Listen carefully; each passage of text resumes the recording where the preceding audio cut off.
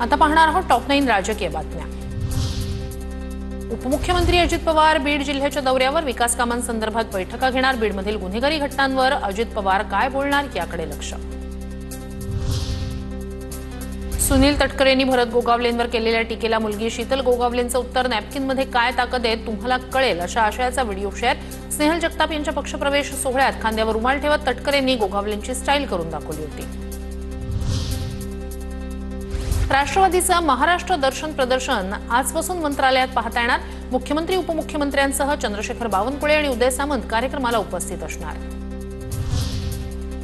अमरावती पालिका निवडणुकीवेळी महायुतीत रवी राणांचा युवा स्वाभिमान पक्ष असेल तर आमचा विरोध।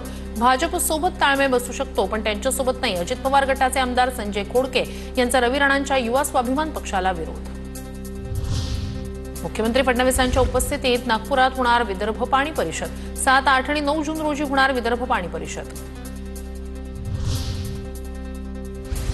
पवारांच्या राष्ट्रवादीची मुंबईत सलग 3 दिवस बैठक होणार। 26, 27 आणि 28 मे रोजी मुंबईत बैठकांचं आयोजन। 28 तारखेच्या बैठकीला पवार उपस्थित राहणार। पालिका निवडणुकांच्या पार्श्वभूमीवर बैठकीत चर्चा होणार।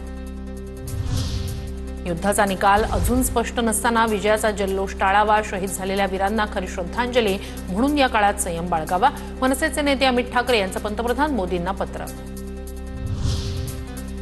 शिक्षकांच्या विविध मागण्यांसाठी बच्चू कडू आक्रमक। अमरावतीच्या मोझरी गुरुकुंजमध्ये आज बच्चू कडूंचं आंदोलन। शिक्षकांच्या वतीनं बच्चू कडू सरकारच्या आदेशाची होळी करणार।